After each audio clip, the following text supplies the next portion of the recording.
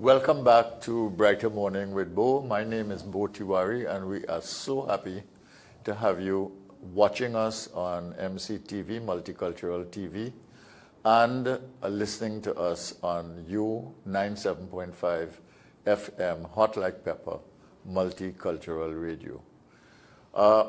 You just heard me have a conversation with Mr. Fazal Karim, former Tertiary Education Minister, on the education sector, and we will try to continue that discussion at some time in the future. Now we have Dr. Bishnu Ragoonath from the University of the West Indies, and we'll be talking about the political situation and political scenario here. But I want to place that in context a little bit, which is that remember, next week is the week before independence, and we are going to be 59 years old in a short while. That is to say, on the 31st of August, we will be 59 years old as a country. It means next year, 2022, we are going to be 60 years old as a country. And we are part of the newly independent countries that followed decolonization, initially led by the British and then followed by other countries. So, for instance, within the framework of the United Kingdom and their management of empire, India got independence in 1947. Ghana in Africa got independence, and as things evolved, Trinidad and Tobago and Jamaica were the first countries in the English-speaking Caribbean to get independence in 1962. Now, we are going to be 60 years old. Next year, we are 59 years old now.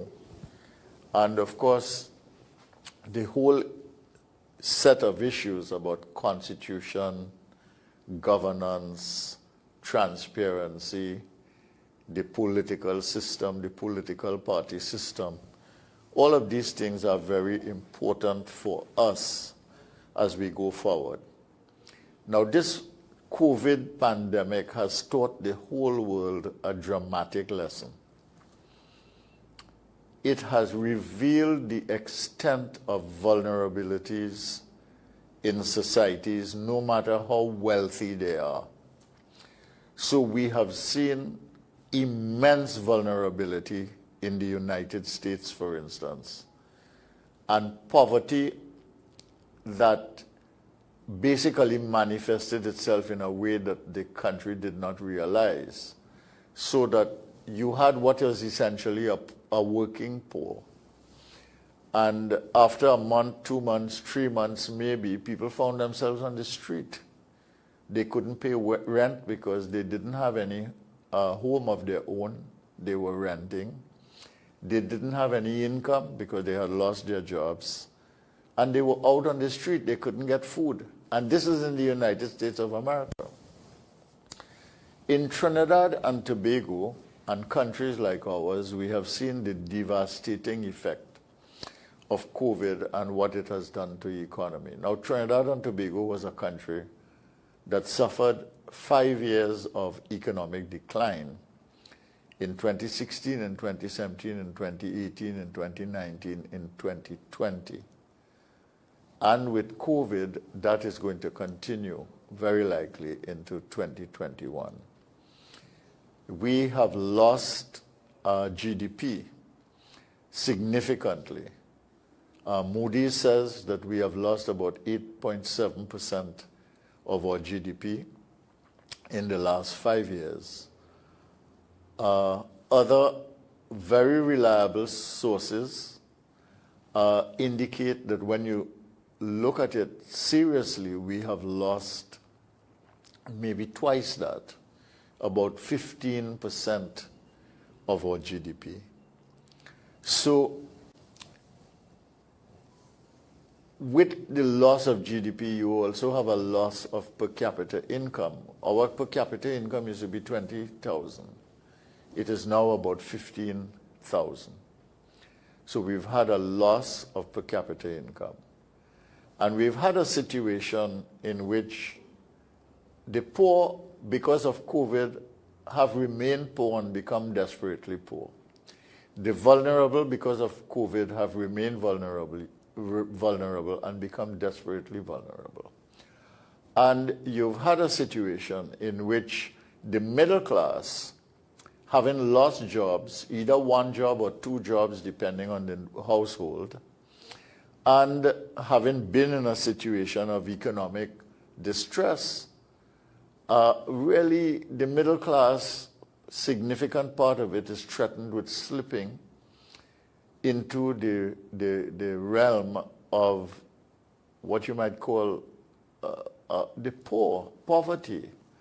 So all the things that you could have taken for granted, that you could work, you could pay your loan for your house, you could have your car, etc., that is now gone. And that has presented a situation that is quite distressful for us. In addition to that, we've had a loss of business. Businesses, the shutdowns have been many. And the shutdowns at different points may have been justified to some extent. You can quarrel, you can argue about that, but it happened. The end result of that is a significant number of businesses are not going to be able to reopen. We know that for a fact. You know, the number of 6,000 businesses have been bandied about. I myself personally think that that might be a little high. And the Minister of the Minister of Industry has queried the figure, but the government has no valid figures that they can bring to the nation. And one of the things that I want to do next month is to talk to the business community, the various chambers, to find out, in fact, how many of their members have, in fact, closed, and what is the situation in terms of employment and return of people to work, etc. So we need to deal with that. But economics really is a consequence of policy, all right? And it's a consequence of variables within a country as well as outside of the country. So that, for instance, we have had a situation in which the fact of COVID has changed the pattern of the movement of ships carrying goods. And that has been a logistical nightmare from one port to another. And that has raised the price of almost everything that is imported. And we are an importing community. Our balance of trade is in favor of imports and not in favor of exports. That's to say, we import more than we export, given the crisis that we have now in energy, with energy revenues. So the policy questions are important. And how do you get to policy? You get to policy because of politics. There is a political system and a constitutional order in which the electorate participates and determines who is the government, and the government then gets the right to make policy and to come to Parliament and debate or present that policy and then execute it for the rest of the population. So I want to engage Dr. Ragoonath now, who is a very knowledgeable person in the field of political science, who has headed his department on many occasions, and who has been a commentator on political issues in this country for a long time. And we want to engage him a little bit and to talk generally about these things, because it is important to discuss the context in which we are operating and what is happening. Okay? Dr. Ragoonath, welcome. How are you? Thank you. Good morning. to Good, you and your viewers. good morning to you. It's good to see you. I haven't seen you for a long time, but it's good to see you and have a conversation with you, even if it's video style as we are doing now. Well, this is the way we have to adjust to the pandemic, and we deal with it as it comes. All right, very good. Um, the I want to start with something that's very current and something which relates to things that you are very knowledgeable about. For instance, we had a recent poll that was commissioned by the Express and published in the Express. And that poll says a few things, and those things that it says means a few things. And I want to leave it to you. I don't want to say what the poll says and so I want to give you the opportunity to to select the information and to make the interpretations that you need, that you feel important to make. What does the poll say, and what do some of the things that the poll says mean? I'll leave that to you. Okay, so when we look at the poll and the results of the poll, what did we find? We found simply that there was a great emphasis, as was to be expected, on how the government is dealing with the pandemic. And as a result, what we saw was that the reflections of the citizenry, at least from the survey, was that there were improvements in certain sectors of the society, be it in terms of the education, health. There was less emphasis on crime and those sorts of things. And those are all well and good because yes, we have seen some but concerns being raised, but people are more interested in what was happening in the health sector, and more importantly, how the health sector was dealing with it. In fact, I noted in the poll that there was a increase in satisfaction, so to speak, with regard to the health sector. But based on what we have been told and what we've been hearing, that health sector leaves a lot to be desired. We continue to hear people being not getting the kind of treatment that they would require at the tertiary level institutions. Um, but again, the focus is not on ordinary or regular illnesses, but rather it's on the impact of COVID-19 and its impact on the society. So we have to deal with those kinds of things, and we have to take it with that pinch of salt, so to speak, as to what the results would say, simply because of the overwhelming nature of the pandemic. Having said that, where does that leave us in terms of the government, the prime minister rating, and so forth? And we've seen where the prime minister himself has gotten a good rating by some of his ministers and some of his supporters. But again, the poll leaves us hanging as to whether or not um, the prime minister himself has been managing this pandemic as well as he should. And not only the pandemic, we're looking at other issues. We're looking at things like governance. The whole issue, for instance, of uh, procurement. We bought vaccines. Yes, we knew that. We know that. And we know we had to buy vaccines. But when, for instance, we have been told, well, look, there's a non-disclosure clause in the cost of the vaccines and so forth, that raises concerns. Particularly so when just before we bought the vaccines, we went to the parliament and revised and got it out, so to speak, as a former minister in the PNM government would have said, got it out the procurement bill or act, and literally allows the government now to do whatever they want in terms of procurement, especially in government to government arrangements. So those are the kinds of concerns now we have with issues with transparency, with accountability. Now, long before the 2020 elections, one of my concerns has always been the level of governance and good governance. And when I say good governance, I'm talking about accountability and transparency, openness. And that I think we were not getting. And now, even more so, we are not getting that level of accountability and transparency. Uh, yes, we've been told, for instance, everything that you could do is blame the opposition, blame the former government, blame, and until 2 days ago or 3 days ago, we heard the Prime Minister say, well, blame the population now for the foolishness that went on, that they could not diversify the economy.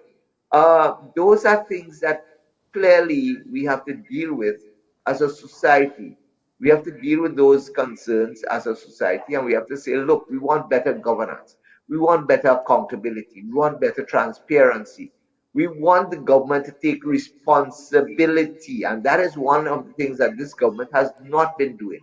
They have not been taking responsibility. They blame everybody else, everything else.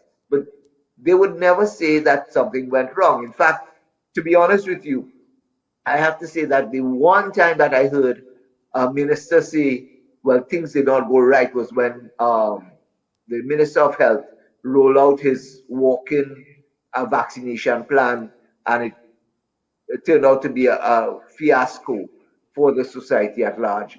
And even at that stage in the game, I was waiting to hear the Prime Minister say, well, blame the opposition or blame somebody else. But he said, okay, fine. He took responsibility. And that was the one instance, I think, that I could say that I heard the Prime Minister saying, we take responsibility for something. Other than that, there is no responsibility acceptance by the government for things that are not going right. And I think that is creating in the minds of people that perspective that the government is losing touch with the reality. All right, I will get to some of the things that you are saying there, but let me ask you a sharp question based on what you said. Why do you think the Minister of Health took responsibility for the fiasco that happened, and the Prime Minister, to some extent, took responsibility as well for that, but that they take very little responsibility for everything else? What do you think is at work here? Well, it's good politics. I mean, in the instance of the taking responsibility for the health fiasco or the vaccination fiasco, I mean, it was clear that they did not think this thing through. And they did not, I mean, from my own perspective, here, how could a minister who lives in Trinidad, who would have noted that on every Friday evening at 3 o'clock, you have long lines at the bank. People are waiting um, to get things done. And when you talk about a walk-in and vaccinate policy, you didn't expect that. You don't understand your population. So that, I think, is one of the concerns. And it was, I mean, overwhelming for them not to say that they accept responsibility for that. But as to why they don't accept responsibility for everything else, that is part of the a political strategy which will allow the government and to keep the government in the eyes of its supporters, the one that is doing all that it can, and the party that is doing all that it can to help the society and help the supporters and so on. But really and truly, it's undermining any opposition. And that, I think, is the political strategy. So attack the leader of the opposition, attack anybody who opposes anything the government says. Don't take responsibility for anything that goes wrong. That's a political strategy in order to remain in power. So you think that in this strategy of the government and ruling party, politics dominates, and that is to the cost of transparency, accountability, and good governance. Will you say that as a statement, that that is what is prevailing right now? Definitely, I would say that. Right. Okay. I would say that. Okay, great. Now, you say that the government tries to undermine the opposition. The government often says that what the government is doing, the opposition tries to undermine them. Do you think that the way that the government operates with the official opposition in the country is unfair? And if so, how? Okay, I would not say it is unfair. Again, we talk in politics, we talk in political strategizing and so forth. And the agenda of any political party is to stay in power. So yes, the government is fair in attacking the opposition is fair in attacking the government.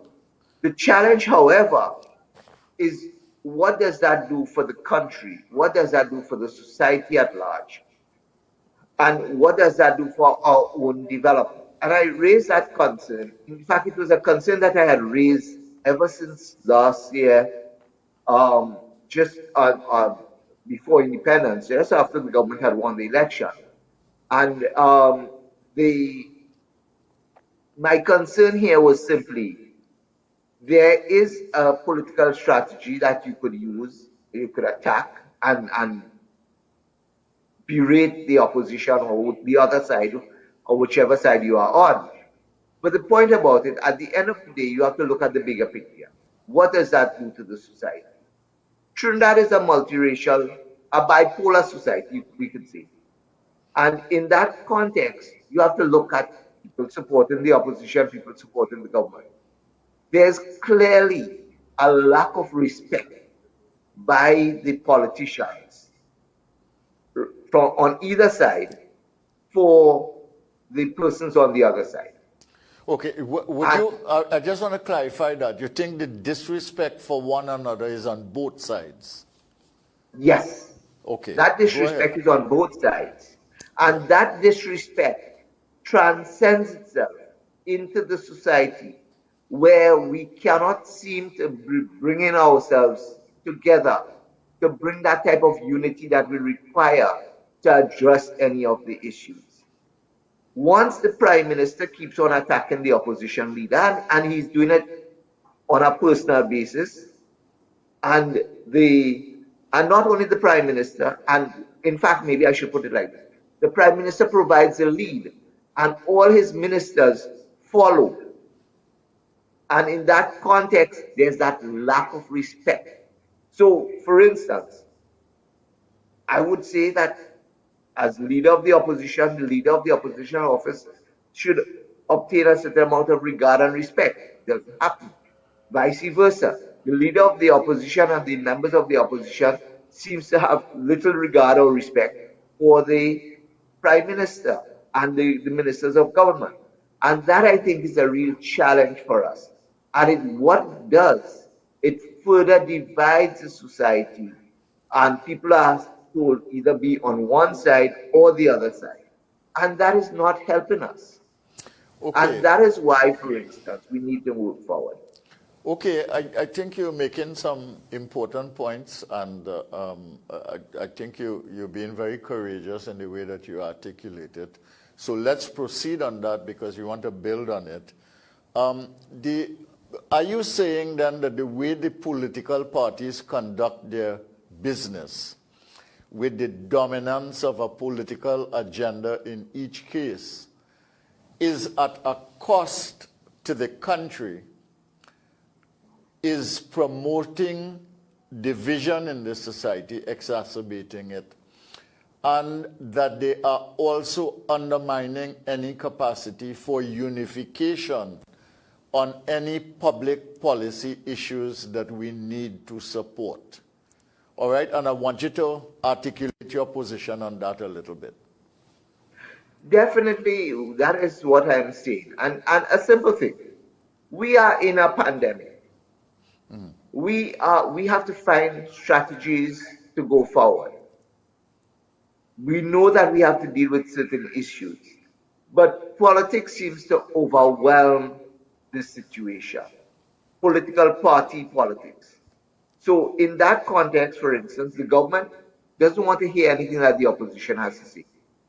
The opposition, okay, take for instance a simple thing. We got all these vaccines in the country.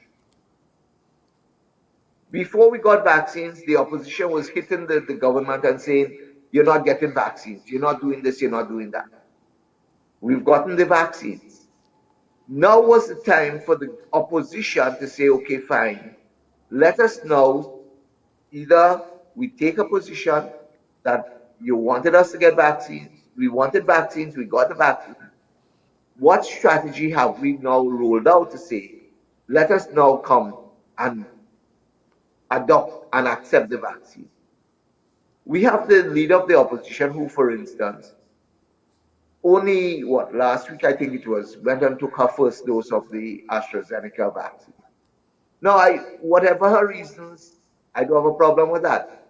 And yes, going on the platform and saying it on your Monday night forum or whatever you call it, that you advocate the need for vaccines and whatever else.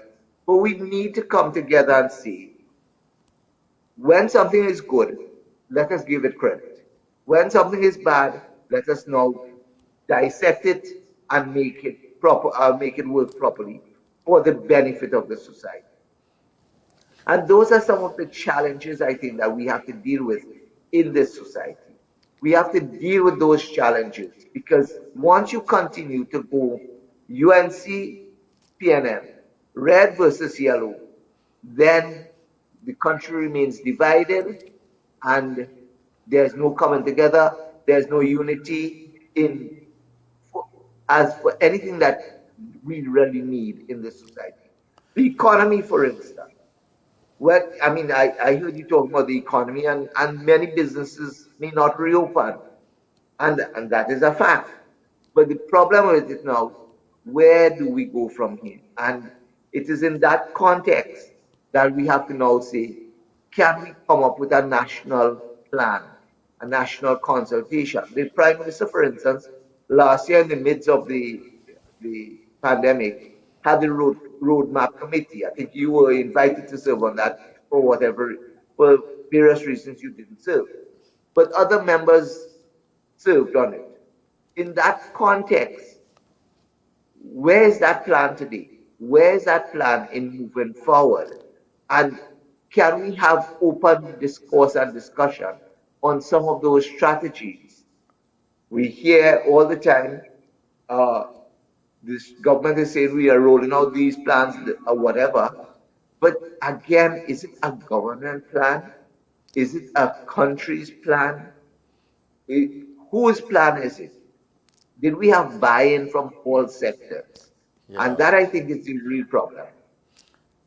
Yeah. Do you think that there are a large number of people becoming alienated from the political system as we know it and from the political parties as they operate? You think that is a factor in the politics and in the response to the kind of politics that you are observing? Definitely people are being marginalized, people are being alienated. The question, however, comes back to where we have always been. And, we always have the question, who you go put? And that will remain an issue. And because of the polarized nature of our politics, for us moving forward, it is going to be very difficult. We continue to say PNM supporters will support the PNM, UNC supporters will support the UNC. They will not bring themselves to say, I could go and cross the line. The challenge is, however, that we don't have any third-party option. So what would that mean? The people who are alienated from the politics will either have to withdraw, simply not vote, or will have to choose a side because they have no other alternative. And that, I think, is part of our real challenge as a society, because we need to get to that state where people could feel empowered to be part and parcel of a process. If they feel that they are marginalized, if they feel they are alienated, if they feel that they are no longer first-class citizens, but rather third-class citizens, then they will not participate the way they would. And in that context, we have to ask ourselves, where are we going? What future are we leaving for the next generation and the generations to come? Simply because we cannot seem to come to terms with our own current realities and how we work together as a society. Do you think that support for the existing parties, that's to say the PNM on the one side, the UNC on the other, do you think that support is standing the same, it is reducing, or it is growing? What do you think is happening? Or do you think the number of people who basically are alienated from the system and really cannot see their fate and their fortune with either of these parties, do you think that group is growing? I think that group is growing. It's not growing as fast as people would want it to grow or people think that it should grow, but it is growing. There are, however, people from both the PNM and the UNC who on a daily basis are saying, well, look, this party is not taking me anywhere. This party is not taking me forward. But the question is, because we don't have alternatives, where do we go? Okay, so we sit on the sidelines, and we wait until the next election bell is rung. When the next election bell is rung, however, this is what tends to happen. As the bell is rung, the primordial supporters, the supporters at the base will now come back and tell you, or will now come back and tell their friends and their relatives and their neighbors, well, look, are you really willing to give that other party a chance again? And it is in that context, for instance, that we tend to find ourselves in that problem. If we look, for instance, at the last general election, the PNM lost a number of votes. From 2015 to 2020, their vote count actually depreciated. That tells us something. Even that they were in government. And we have to ask ourselves whether or not people are marginalized. They don't see any reason in voting because, as far as they're concerned, UNC, PNM, same khaki pants, we're going to end up in the same position. So might as well just continue living our lives, doing what we have to do, and hope for the best. Okay, but let's examine that a little more closely, though. PNM lost votes in the 2015 elections, and they lost a seat. UNC increased their vote based on their previous performance, and they won an extra seat. Does that indicate that chances are that the UNC can replace the PNM, or is it that the numbers who did not participate indicate that, look, majority of people are not happy with either party? I think the latter is more reflective. The majority of people are not happy with either party. The UNC, having taken up the Moruga seat in the last election, doesn't really make much of a difference in the context of saying that, remember, they lost that seat by less than 500 votes, or by about 500 votes in the 2015 election. So 500 votes made it very, very marginal. And in that context, bearing in mind the divisions and everything else in the society, as well as the campaign strategy that the PNM would have used in bringing in certain people to campaign for them, sort of undermine the PNM's position in that, and that razor edge a majority that they had went. So I don't consider that victory in 2015, in 2020 as critical. Likewise, for instance, people will tell me the UNC picked up a seat in the by-elections in the Arima municipality. Yes. When we had it earlier this year. That yes, they could pick up a seat here and there, but that does not mean that they are strong enough to replace the PNM, particularly in the way our electoral boundaries are drawn. And in that context, once we have the electoral boundaries the way they are, if the voting pattern continues the way they're going, it is difficult for the UNC to move out of their stronghold into the east-west corridor and for them to make inroads into PNM areas. But the question is, to what extent will the PNM supporters continue to support the Support them. PNM? Yeah. Yes, and that becomes the real question, particularly so at the end of this, well, I am projecting at the end of this pandemic, whenever it comes, at the end of this pandemic, what would be the state of Trinidad and Tobago? In the context Good of question. where business, in the context of where businesses continue to close, or some of them may not reopen, in whether they're going to be new persons or willing to become entrepreneurs and enter into the business sector, that we'll have to really wait and see. But the point about it, what strategies, and that's why I said we have to come up with a national economic strategy. How are we going to revive this economy and put it back on a footing where people will have confidence to go and invest their limited funds? Because right now, anybody with limited funds are going to say straight, I'm not sure whether a business will make money or not, so let me just hold my Hold money on for to the time it. being. Yes. And Do that's you what think is going to happen. do you think we are at the point or getting to the point where people might be yearning for another party or another force or a third party, whatever you want to call it, and yearning for a fresh vision, and that is something we have to wait and see whether it will happen?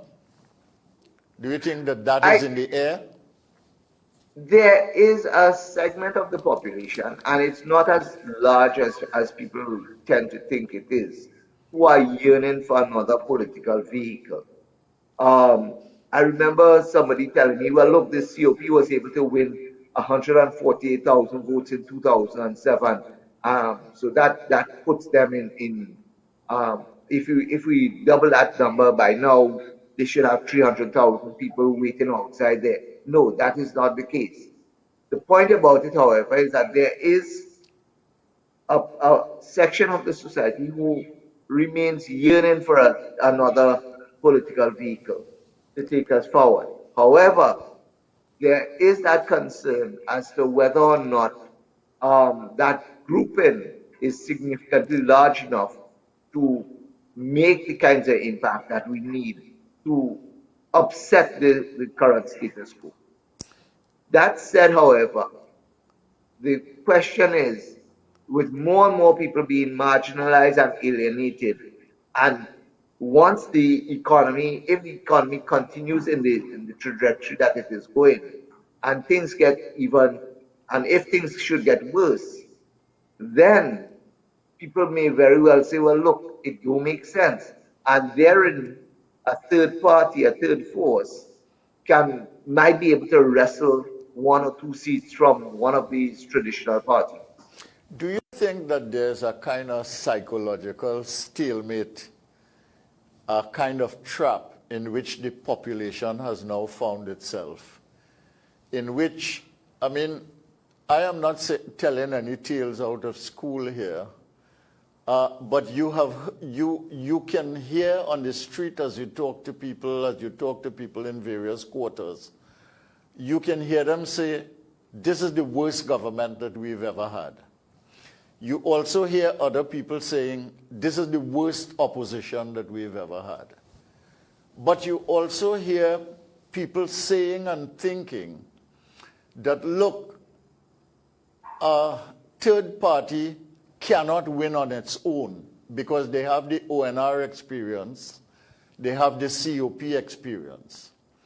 And they are also thinking that a third party in government is not sustainable because you had the experience in the NAR where all the parties came together and that collapsed. And you had the experience in the People's Partnership where the forces came together, UNC and COP in particular, but also NJAC and the elements of the trade union movement, MSJ. And you also had Tobago in that mix. And that also did not last. That is to say, the coalition did not last. Do you think there's a kind of psychological trap now that immobilizes the population in which they think, okay, this might not be the best government and therefore we should do better. This might not be the best opposition and therefore we should do better. But when we think about a third party, we don't think a third party on its own can win, and we don't think a third party in coalition with others is sustainable. Is that the trap that we are in psychologically and politically? Yes, we are in that psychological trap. And that is why I had earlier said that when the election bell is rung, people are being told, know where you're supposed to go and vote. You could, between now and the election bell, you could bad talk your party as much as you want. You could do whatever you want, but once that election bell is rung, you have to find yourself in line. And that, I think, is the part of the psychological challenge that we have. That stalemate that we have. Because for all intents and purposes, people are saying, yes, and I agree with you. They're saying this is the worst government we've had. This is the worst opposition that we've had.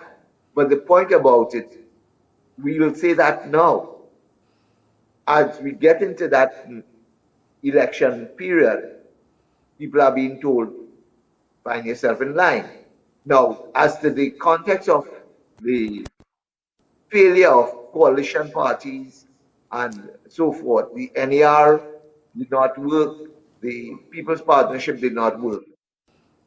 While we understand that those parties did not work and parties, they were limited to one-term governments, the point about it, however, is simply that people were willing to give it a chance.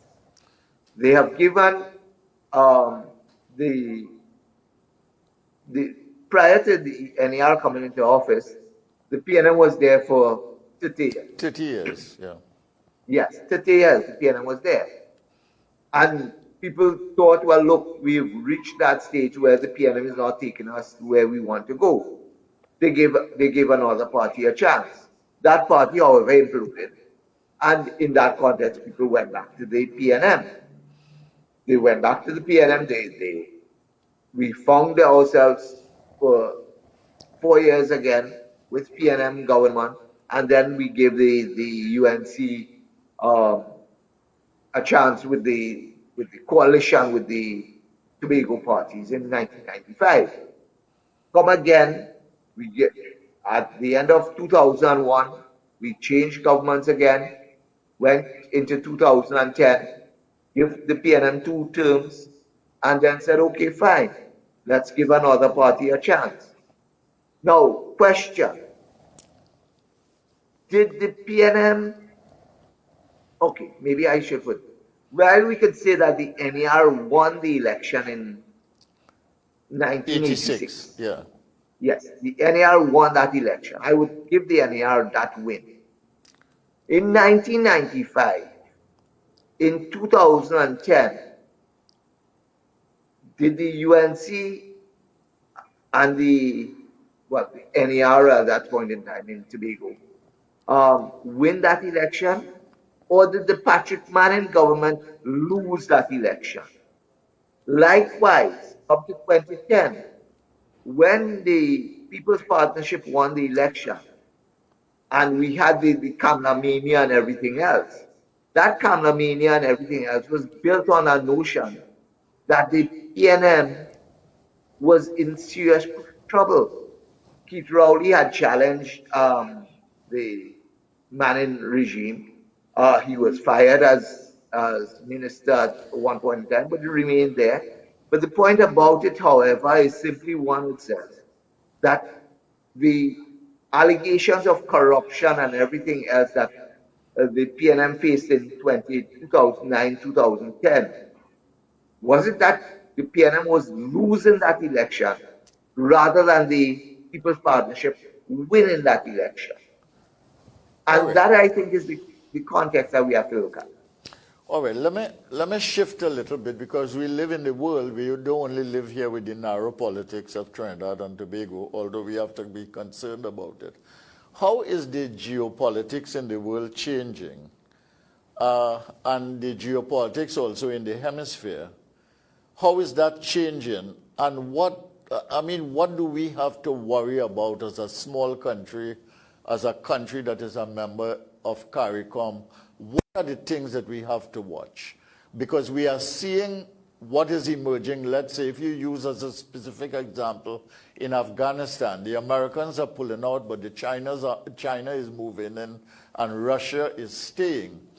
And you have the presence in this hemisphere of not the United States as a big power, but you also have the presence of China and Russia in this hemisphere.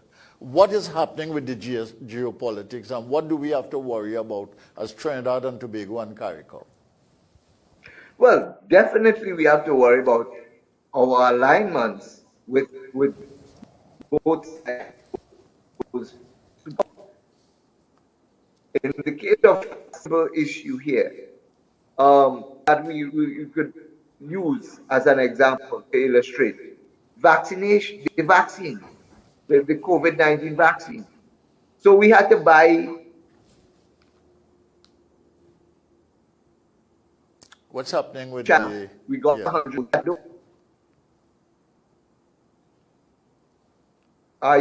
Am I still on? Yeah, you are on.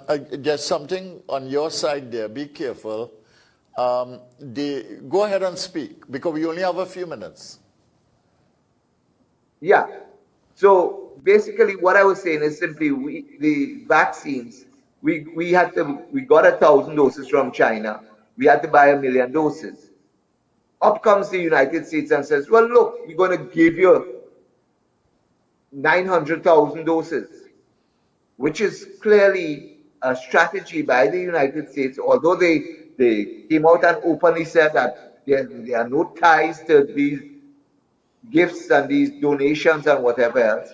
Clearly, it is a strategy to say, we are still in the region, we are still monitoring you, we are going to be watching what you do and how you align. Trinidad and Tobago and several of the other CARICOM countries have developed close linkages with the Chinese government.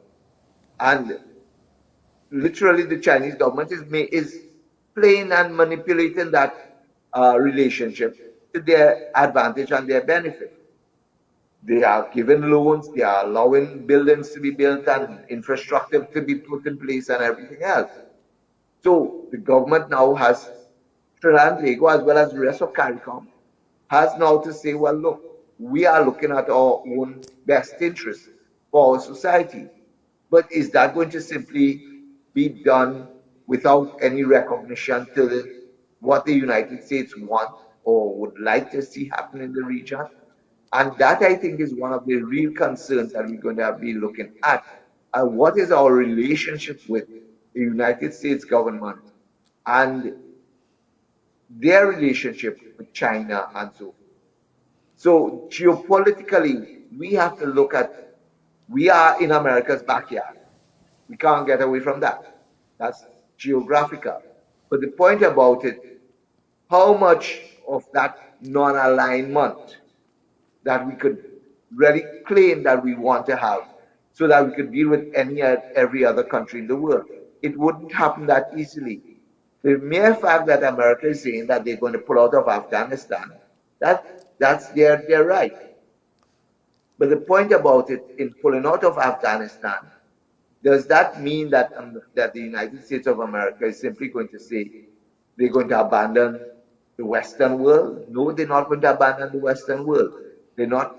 They're going to make sure that they keep their tentacles in all of these countries, monitoring what is happening and seeing how we develop and how we evolve.